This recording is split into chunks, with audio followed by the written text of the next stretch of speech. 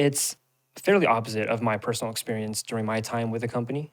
There were moments where I would kind of forget that I was actually just performing, and I would kind of immerse into the dance, and it would feel terrible sometimes. I like doing flips, I like doing techniques, and you think that's very, very cool, but it's even cooler when you get to perform around the world doing what you love. Today, our guest is Mingye Liu, a former Shenyun performer. In fact, one of the first Shenyun dancers. We reminisce about the company's early days, get his thoughts on a recent media attack, and the most difficult role he ever had on stage. I'm Li Shai Lemish, and this is Shenyun Voices. Ming, thank you for coming over. Thank you for having me. I wanted to talk to you because these articles came out criticizing Shenyun, and you're a former dancer. What are your thoughts? So I did read the article, and honestly, I was disappointed that such a large media would publish an article like that, because it did seem like fairly skewed in the way it was done. The story was perhaps one-sided, and it's fairly opposite of my personal experience during my time with the company. How so? So when I first entered the company, it was the very, very early days. I was actually one of the original dancers that went on the Shenyun stage, and it was basically this company that was very, very focused on being the top-notch company of, in this world, a very, very top-notch performing arts company. And, everybody from the dancers to your managers were very focused on making this a world-class premier company. And on top of that, it wasn't like everybody was just sort of there working like a machine or, just a number or just a dot on the stage. We had real interactions with each other. We had real interactions with our management, and we worked hard, but so did they, and they took care of us, from like day one. So seeing what the article was writing, I was really confused, and I understand maybe there's a little bit of, I would say, personal bias, or maybe personal experiences can vary a little bit, but I would say if you were to look at hard facts, it would probably paint an opposite picture. Mm. You danced, I think it was, 8 or 9 years? Yeah, I was there for 9 years before I transitioned into dance education, and now I'm currently working as a department head at a private arts high school, and I've actually taken a lot of what I learned from the company to my current position, and I can say it responds well with the students and the parents. Mm. So did you overlap? Did you know some of the people who were in the article? In fact, I did. We had danced together for a number of years before they departed from the company. So why do you think they had such a different perspective from your experience? Well, first of all, I think everyone has a different experience and a different way of interpreting the same thing. Mm. And I can imagine how perhaps a personal grudge or maybe a personal misunderstanding, or maybe just simply wishing that the company had a different policy to suit personal needs or personality could contribute to that. And again, we work in a very demanding environment. It's very highly professional. It's highly demanding, technically, and also in terms of your the amount of energy that you put into it, right? So I would say it's perhaps it's not unique just to Shenyun. Maybe it's also something that you would see in other top-tier companies where the demand is very, very high, and perhaps not everybody is suitable for that type of environment. How did you become a Shenyun dancer? So I had heard through the grapevines that there was this very unique opportunity coming up, and it was actually this performing arts company that was presenting classical Chinese dance. Now, prior to that, I would call myself a martial artist. Okay. I had done traditional Chinese martial arts. I had done Chinese wushu, and actually, from early childhood, my teacher at the time was wanted to train me into a competitive wushu artist. Where was this? This was in LA. So this is in California, and I had done wushu. I did eventually transitioning into traditional Chinese martial arts. I had also done some other traditional Chinese cultural-related performances, and to me, it just felt like it was a part of my identity. So hearing about this opportunity, I thought, hey, this sounds like something really cool at the time. I guess the boyish nature in me at the time thought, I get to be a part of this cool thing, and I get to be on stage and dance with a bunch of other guys. I joke with other people, right? If I could, I'd be a ninja. What was so cool about it for you that Did you think you could be a ninja on stage? Was that the idea? I like doing flips, I like doing techniques, and you think that's very, very cool, but it's even cooler when you get to perform around the world doing what you love. Now, of course, Shenyun is not just about doing techniques. It's a full system that presents classical Chinese dance, and so it goes beyond that. So through kind of getting to know the company a little more, and through presenting Chinese classical dance, and through training in this art form a little bit more, you sort of have this appreciation where like everything I had done as a child, it fits right here, where I can take that passion and I can take some of the knowledge and some of the skills that I had learned and present it here. Like, this is why I'm here. What was it like to transition from martial arts to dance? To be honest, it was very humbling. Humbling. Yeah. So in the beginning, I went in there a little more, I would say a little arrogantly, because I think as a child, I had been a very competitive person. I had always been a high achiever and always kind of the guy to show other people how things are done and to teach other people. And I took that mentality and I came and I said, well, look, dance, it's not as tiring as my martial arts training, and I can already do a lot of the stuff.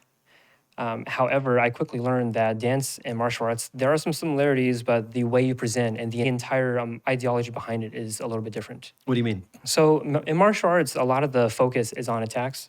Okay, so the end result is really the focus, right? I had trained myself to basically focus on that. But in dance, it's all about the process. So in a lot of ways, that was sort of my personality as well. I had to change myself from a person that was that just wanted the results, whether it's being competitive or trying to be that high achiever in class, wanting the grade, to someone who really took care of the process of getting there. So I had to let myself slow down. I had to change the way that I moved.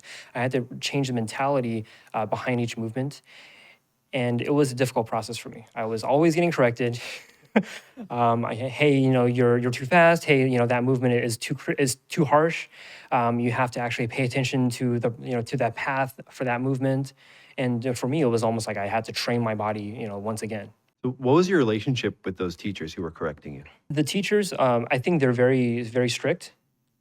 And but at the same time, they're very strict because they want to do everything right. They want to give you the right knowledge. So they wanted to make sure that I was doing the right thing and that I had a good understanding of why something was right or wasn't right. And everything that happened in the studio, it was just being responsible to me on an individual basis, right? It shows me that they're paying attention to me and that they actually care. And then outside of class, sometimes we would joke around and maybe we would have a soda together or something. How strict were they? Through different methods of cues, our teachers would correct us. And of course, you had teachers that were maybe not as creative, and they would speak very loudly in class. And there's a reason for that. It's because, one, you're in a class with like 16, 17 other people. It's a big class. You have a piano playing. The music is kind of loud. And the teacher has to make sure that you understand that you are being corrected. And so sometimes it may sound harsh, but it's actually so that you can get the message. How does it compare, for example, to your martial arts teachers? So in martial arts, it's actually, I would say in a lot of ways, a little more harsh. Because after all, in martial arts, you're sort of, it is based in fighting. I broke my nose in martial arts training. And, nobody treated it like it was like the end of the world. I mean, I was bleeding, I cleaned it up, and then we just kind of went about our business, right? So I would say martial arts, you deal with a lot more. And here, it's like maybe from an outsider, they would listen to a teacher yelling, and they might think, oh, why is that teacher yelling? But when they listen to the content, it's just strictly business. Hey, you need to move your arm up, your arm is too low, it's a little too high, it's a little too limp. Things of that sort. Is there anything that's like maybe a Chinese educational style compared to a Western ballet or gymnastics, or do you think it's similar across the board? In my years doing dance education, I've actually had to, the chance to work with a lot of, dancers who are like ballet teachers and even modern dance. And to be honest, it's just what dance teachers do. It's the way that they care about you. You have to be loud enough so that your students can hear you, but you're not doing it in a way that's harming them. You're literally just letting them know that they are doing something wrong. What would you say to dancers who just really did not enjoy the experience of the teachers correcting them? I think in dance and maybe even in high-level athletics, you sort of have to let go of your ego. I think when people get hurt by it, it's because they misinterpret that and they feel like they're being hurt. Maybe their feelings are being heard because someone is speaking too loudly, or that you don't want to be corrected because you think that you can't accept the fact that maybe you're wrong, right? And I think that's a process of really just maturing. What was it like for you joining a brand new company, not really knowing where it was going? It had a big vision, like you said, wanting to be the top, but you joined something that was just starting from the ground up. In the beginning, I didn't really think that much about it. It was more of like, hey, let's do this and see where it goes, right? This is like such a cool opportunity. We're going to travel the world. I don't know what's going to happen in 2 years or 3 years, but at least this year, it's probably going to be pretty amazing. And I have all these amazing people with me. They're all highly motivated. And if anything is going to work, I think this group is going to work. Yeah, that first year, because we only had the one group, we really did go everywhere. Oh, yeah. And there were times where I was on the plane thinking, wow, like, am I actually doing this? Like, I've just been to like 20 different countries in the past 2 months, and we have like another 10 cities to go. Right? Yeah, it was amazing. Could you have imagined then where Shenyun is now with 8 companies? Well, at the time, I really couldn't. It was just sort of like just step by step. At the time, it was just, let's get our show done properly. Let's make sure that we're, everybody's doing their job and we're all, motivated to keep this thing going until we're done with tour. So at the time, it wasn't so much like I'm going to think about 10 years in the future or 20 years in the future. It was just more of a sort of living in the moment. You've been out of the company for what, 9, 10 years? About 9 years now, yeah. And do you go see performances or do you keep in touch with people? Oh, yeah. And, we still talk, we still chat, and it's kind of like just old times. They're still smiling, they're still, enjoying what they do, and they still find the importance in what they do. I do watch the shows. So almost annually, I would go watch the Shenyun shows and, kind of talk to the friends afterwards. And it's very, even for me, right, it's very refreshing just kind of seeing all that on stage. And every time I'll think back to the old days, of when I was on that stage and the excitement that I felt when the curtain opened. Do you think the company has changed in any way from your first early days compared to what you're hearing from people now? I think if anything, it's gotten much better. Everything is much more professional, much more systematic. There is and there's just a lot more for you on campus. And so I think if anything, I wish I was a new dancer, now entering the company, because everything is done. We had like very little back then to work with, and everything was kind of built step by step. What have you seen that Shenyun has gotten better over the years since when you were there? The whole infrastructure and just the professionalism of operation. So, when we started, it was kind of bare minimum. We had like 2 studios. In the very beginning, we had like 1. That was the second one, okay. Right. So what happened was the guys would do class in the actual studio one day, and the girls would do the class on there the other day, and we would kind of switch, right? So if you didn't have class in that studio, you would have to go into the cafeteria and push away all the tables. Yep. And we had these bars set up, and that was your class for that day. Rehearsal was just in that one big studio that we had. That doesn't happen anymore. No. Now I don't even know how many, but it's like there's studios everywhere. Yeah. So the facilities have really, really improved. Marley is top notch. When we do like rehearsals and stuff, everything is just, you got nice curtains, you have a nice stage, you have everything is on a professional level so that your practice space is the same as your performance space. Yeah. They're used to that professional environment. Yeah. It's a real simulation of the experience. In Shenyun's early days, we would just kind of bring out mats and do tumbling on the mats and whatnot.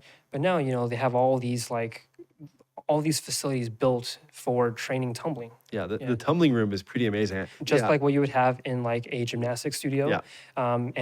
It's fun to just jump in there. It's really hard to get out. If you're not in shape, it's very hard to get out of there. Yeah, so basically it's, you can literally crash and not feel anything. Did you ever have any injuries while performing? Oh, of course. I think for male dancers, it's more of a thing. It's more common. We do a lot of tumbling and, a lot of jumping, and, that it can add up. And, maybe one day you do something wrong, you're not paying attention, or you're just fatigued and, something happens. So what happened to you? I actually strained my Achilles, and I pulled my right calf. I had wrist injuries. I had a right knee injury. Luckily, nothing was broken. Okay, it did take me out of commission for a brief period of time, but I was always able to kind of bounce back and do what I needed to do. So I mean, I always got a chance to rest. In the articles, they were saying is that Shenyun performers are denied medical care or forced to perform injured. Have you ever seen anything like that, or have anything about that you can say? From what I've seen, everybody that has had injury has always either had medical care or they were given like plenty of rest, or they were, for maybe something a little more minor, they get like an ice pack or something to kind of recover, and hopefully they're back the next day.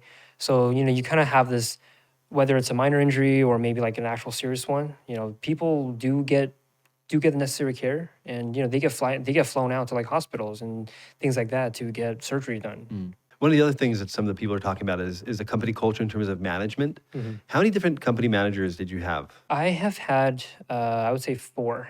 Yeah, I have had, 4. 4. What was your relationship like with them? I mean, they all had different personalities. Yeah. But overall, though, I don't think I had any like major issues with them. I think at the end of the day, if you're talking to them about something serious, they are still fairly responsible, and they want to make sure everybody is doing well, and the show goes smoothly. How would you describe in general the relationship between performers and management in Shenyun? I've never been afraid to talk to them directly.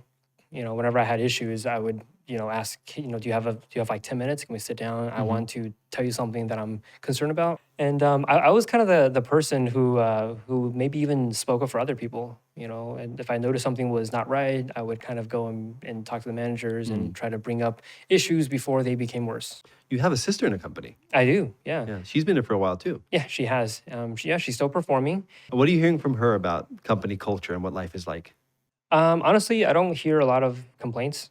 The complaints that I do hear, it's more on a personal level. It's like she wishes that she could do something better, or like she's frustrated that, I wish I could just, do this better. I wish I was better at that. Like what? So, for instance, tumbling. Tumbling is not her not her strong suit. So she's like, man, I wish I was better at tumbling. Then I could do more here and there, and just things like that. It's not like like they're giving us so much pressure, or like it's so miserable. It's just like on an individual basis, I wish I was a more competent dancer in certain areas. But based on your experience, and you're also a dance teacher now, do you ever work with her and give her tips on her tumbling? So I actually do. Honestly, I do. And my biggest tip for her is you got to get rid of the fear. You can totally do it, because I've seen her do it. You can totally do it. You're just afraid, and you have to just set aside that fear. And we all do when it comes to tumbling. And so, but that's more of like kind of individual growth. You overcome that, you become a better dancer in this area because you overcame that. How do you actually go through the process of learning tumbling? For somebody who's never done a flip and just sees you guys on stage, like the idea of letting go of the hands entirely, and that's just a very basic aerial, right? How do you learn tumbling? What's the step-by-step process? Well, in tumbling, you have to start from the very basics, and you have to do things like handstands and cartwheels, and like back bends, back walkovers, front walkovers. And then when you move beyond that, you're always going to get spotted.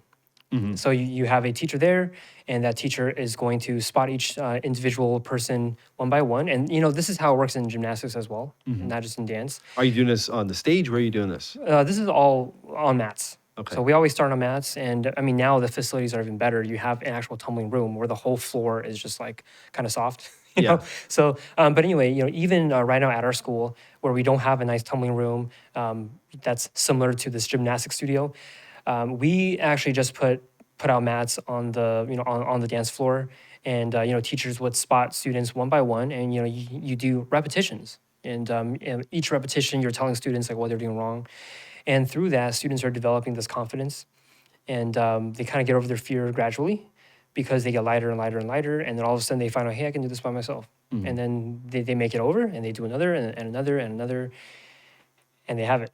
It looks like a lot of fun, but I do hear from dancers that there's this moment where they have to kind of let go of the Dumbo feather and just go for it. Right, you do, and you have to trust your training, because when you first achieve a certain skill, you have to kind of just trust that your body still knows how to do it. And secondly, you usually, when you're at that stage, you're going to have instructors on the side, sometimes on both sides, And I've personally been through this where I'll fail a midair. Right, I'm in the middle of the air. I forget what I'm doing, and I kind of flop, and then like I feel this arm like underneath me just carrying me over. Right, so it takes a certain degree of experience to teach tumbling, and through that experience, you understand that the teachers have that experience. So as a student or as somebody just learning a certain new tumbling skill, you learn to trust them. Yeah. How common are tumbling injuries during training while learning them? I wouldn't say it's that common at all. I think every single time that I hurt myself, it was because I was messing around on my own. It was like never on a doing beach or something, or no. It was like for instance, I came back from a break day once. From an off day, I feel well rested, and it's evening. I go into the dance studios, and I just feel like doing something. I didn't have to do anything that day, but I decided to try something silly, and I end up hurting my ankle or something like that. So, and even now in dance teaching, most of the time students don't even hurt themselves in dance class or in dance training. They hurt themselves because they're goofing off. So you do something and it's like, oh man, like I wish I didn't do that. What are some of your favorite moments from your time in Shenyun? The moments that I actually kind of think back to, a lot of times is really like the early days. I remember we finished our first tour. And we went on break. We went on a long break, so people could go home and hang out with their family for a little bit. And I remember I was at home in LA, and after about 4 days, I was like, oh, I can't wait to go back. Can't wait to go hang out with the guys again. I'm gonna go back to campus. And I remember just walking up those steps. I got off my flight, got on a train, and then I got back at our campus. And then like from afar, I hear guys laughing, because they're already in the studio, they're already like, practicing and, getting back into shape and having a good time. And I felt this excitement. I couldn't wait to get back there and hang out with them, train with them again. So that's one.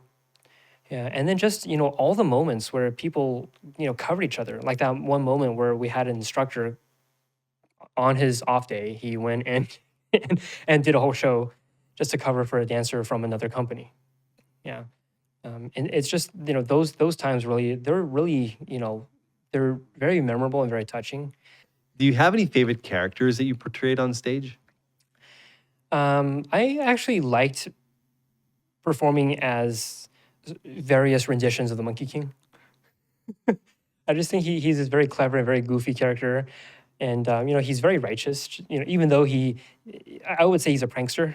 But at the end of the day, he's very, very righteous, and sometimes it reminds me of some of the boyishness that we have when we're growing up, and but at the end of the day, you're still this good person, and you're still doing something very positive and very you're kind of helping society in various different ways. Were there any roles that were particularly difficult for you? I've actually never been a fan of performing the evil policeman on stage, and one particular piece kind of stands out, and I still kind of think back to it at times. And it's this dance where a group of evil policemen are basically bullying this little girl, and she has this banner in her hand, and we rip it away. And as she's reaching for the banner, my choreography for that section is to stomp on her hand. And that was kind of heart-wrenching for me at times. And it was almost like there were moments where I would kind of immerse myself into that program, into that dance, and it was like, I'm about to do this horrible thing to this little girl. Why was that so hard for you? I think because it was very personal. It had a personal connection. So, my family, a lot of the members of my family, we practice Falun Gong. So, the Shenyun is not all about Falun Gong performances, but we do have a couple of pieces where we do kind of put this on stage and bring awareness so that people can see what's been happening. And for me, it's personal because my aunt and my uncle in China, they were actually homeless for 10 years, all because they practiced Falun Gong and all because they just wanted to follow truth, compassion, and forbearance. What do you mean they were homeless? In China, you're not allowed to practice. You're not allowed to have you cannot believe in Falun Gong. You can't follow these concepts, despite how good they are. And they live in this rural area, and somebody in their village found out that they had been secretly practicing, and the police came. Luckily, a friend of theirs warned them and told them, look, you got to go now. Forget everything, just run. So, they took some money, they, took some like bare necessities, and they just got out of there 10 minutes before the police came. And, you can't use your ID, you can't use, credit cards because you're gonna get tracked, you can't use anything. So they had no set place to go for 10 years. They were just wandering the country, going from city to city, job to job, just trying to survive while still following up on, keeping up with their faith and just surviving on a day-to-day basis. And that was it. So for me, doing that on stage to, of course, to this fellow performer, to this fellow dancer who is portraying a little girl, it was kind of like I was doing that to them. So for me, sometimes I would there were moments where I would kind of forget that I was actually just performing, and I would kind of immerse into the dance, and it would feel terrible sometimes. And you had to do it day in and day out. Yep, every single day. Tour. Yeah, the dance before, you're this righteous, protector figure. And then that next dance, I had to be this, this very cruel policeman that was, attacking this innocent girl. We've had people who have watched our performance, and they would come up to us and was like, hey, and these are Chinese people, and said, I was there. I lived it. I experienced that persecution. And you guys need to be a little more evil. And this is after me feeling that I've just been this evil, terrible person. So, reality is probably even worse than what we've artistically portrayed. Did you ever talk to your family about it? Oh, yeah. Well, I mean, my parents have seen the show, and, they would kind of comment on how I, performed as a policeman. Did they think you were compelling? They did. I guess it's a compliment in some ways. And to them, they understood that, they understand that this is just a performance, but, of course, we have to make it compelling to really tell the story and to really push the message home. Why was it so important to have this depicted on stage? Really to bring awareness, because it's not just one or two people. You have over 100 million people practicing this, and what I'm portraying on stage has actually happened in various renditions to a lot of the people in China who practice, this faith. And the, mainstream media doesn't cover it. So we have to be our own voice in some ways. What about your family back in China? Did they know at the time that you were performing with Shenyun? Yeah, they do. And some of them actually got to watch us in Taiwan. So one year we were in Taiwan, and some of them actually took a flight from China, flew to Taiwan just to watch, my sister and I perform on stage. What was their reaction? I think they were proud in many ways. I don't think there was really misunderstanding or I don't know why you're doing this. It was just These were not Falun Gong practitioners? No, they don't practice. They were just, well, first of all, they were happy to see us. And then they were even happier to see that we were part of an organization like this, okay? Because again, the show is 20-something pieces, and you have two that are maybe a little sensitive because it touches on the persecution of Falun Gong, but the rest is just all about culture. Traditional culture. You have your ethnic and folk dances. You have your funny stories.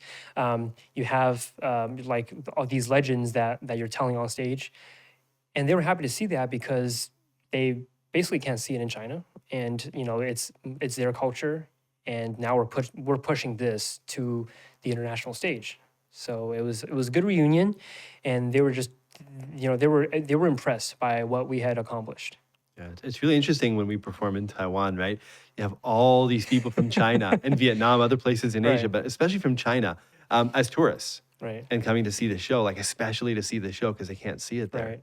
Yep. So your family was. That's exactly what they did, and they didn't just take a flight by themselves and get on a bus by themselves. It was actually large groups of people that they were with traveling over and seeing the show. So yeah, I mean they're proud because this is them. This is their history. This is their culture. You in the group that was going to go to Hong Kong too, right? Yes, I was. I remember that rehearsal really right? well. Yeah. Yeah. What was your reaction when you knew first that we were going to go and then that we weren't? Well, I was excited because wow, this is we're bringing this kind of to the doorsteps of mainland China, and maybe my relatives can just drive over the border and watch me perform. You had 7 shows. I think they were all sold out already. Yeah, they were sold out. People were excited, and then when the show was canceled, I was it was disappointing. But at the same time, I understood why. It wasn't going to be that easy. I remember, like, I was thinking to myself, wow, this is really going to happen. Like, we were like right there. It was like just So like days exciting. away. We were, Yeah. I'm like, they're actually going to let us like go and do this, and then they drop the hammer. It seems almost unimaginable now to think of performing in Hong Kong today. That was in a brief little window where it looked like it was possible. Yeah, it was. Now I think things have gotten much more complicated. Yeah. Yeah. But I think a lot of performers still hold on to the hope of bringing the show back to China sometime. It didn't happen when you were dancing. And, I have no doubt that it's probably going to happen at some point. And if that happens, I would probably just buy a ticket and go back and whether it's helping in some ways or watching the show. What was it like for you to transition from being a dancer to a dance instructor? It was, I think, something I had sort of been imagining towards the last couple of years of my career as a dancer on stage. I had started to envision myself as a dance teacher and how I would teach them. And when it became a reality, I did actually take a lot of what I had learned from my dance teachers and from what I had, observed, and even like how the management dealt with things, into my dance teaching and now my management role. Like what? Yeah. So, for example, there were so many cases where like the show is very tough, right? So there were times where you have dancers who just like they feel stressed out. So when I started teaching and I'm actually managing a dance department, it was just a thought that made it clear to me that whatever I had learned and applied, it works. And it makes a big difference, especially when kids of this age, they need just somebody there to support them. Is it difficult for somebody who's not Chinese to get the right feel for the dance and the stories that are being portrayed? I think if a student really gets into the art form, it sort of becomes ingrained into them. It's like it becomes a part of them. Everybody pretty much can start to understand and to really get this art form, and to perform it with a proper feel. What do you think is in it for non-Chinese dancers in terms of choosing this art form as opposed to other dance forms? I think it's because of how dynamic the art form is. So when I guess we'll talk about the non-Chinese dance students that we've had. When they come in and they learn Chinese dance, initially it's just like, hey, this is like really cool because we get to do all these techniques and I get to do tricks. And then they learn about how expressive it is, right? They learn about the yun, behind it, and they learn a little bit about the history behind it, and like the character that they're portraying. And it's like mind-blowing because they see just how massive the historical background is for this particular, form of dance. And it's almost like they have this transformation inside their mind where they're not looking at it from just the surface movements, but they're looking at it as this cultural expression. What did you take away from Shenyun that is now part of your life after Shenyun? Okay, well, I think the biggest thing is just how much work it takes to be at a high level. And it doesn't matter if it's dance. It can be also gymnastics. It can also be sports, athletics. It can also be maybe running a company. You have so let's talk about gymnasts. You have Olympic level gymnasts, and they're on TV and they're competing for the Olympics. But then maybe there are hundreds of other gymnasts who are also top tier level and they trained their whole life for this moment and they didn't make the trials. So now they have to also but you don't know until you get there, right? You have to work hard, you get there, and then it's like, okay, well, I didn't make it, right? So for us, I think it's actually been a lot better. We didn't, I've never had to worry about attrition. I didn't have to worry about where I was going to do in the off season, what I was going to do if I need to find another job. So in that sense, I've always been well cared for. But yeah, the degree of professionalism, right? It's like you work hard, your company also works hard, and then you do your best and your company does their best to take care of you. And then, that element, it kind of goes beyond what a lot of other companies will do for you, I would imagine. And it's something that I would like to give my students. So now in my role as a dance educator, I want to be able to make my students feel that all their hard work is worth it. And this is my takeaway from personally witnessing a lot of things in the time that I spent with the company. A lot has happened, and it's not always smooth sailing. People go through drama, people go through hardships, and it kind of seems like we have this, like, we support each other, and everyone that's above us, like the management, the admin, they're also there to make sure that we're in a good place. As a dad, your son is now what? 2. 2. I saw him the other day. Very cute. Thank you. What would you think about him joining Shinyun if he says to you, I want to be a dancer? Well, I would support it. If he joins as a dancer or a musician, I'm not pushy for that. I just think it would be this amazing place to grow up. And he's able to grow with the company. He's able to develop all these good personal relationships. He's able to, to have all these friends, supporting him, and a company that actually cares. Like a lot of us, we kind of grew our family during the time that we were with the company. Yeah. So I think it would probably be the best outcome. And what if he doesn't want to do anything performing arts related? Wants to go into engineering or some other career? Well, I think that's up to him. I'm not pushy. I think it's, each person kind of has their path and maybe something that they're more in tune with. And if that's the case, then so be it. He can be an engineer or a lawyer or a doctor, whatever Asian people Just those like. 3 options. The typical Asian options, yes. Now I suppose if life somehow takes him down a path that's unexpected, then so be it. And I'm here to support him. Cool. Well, it's very good to talk to you. Thank you so much. Well, thank you, Li Shai. Thanks for having me.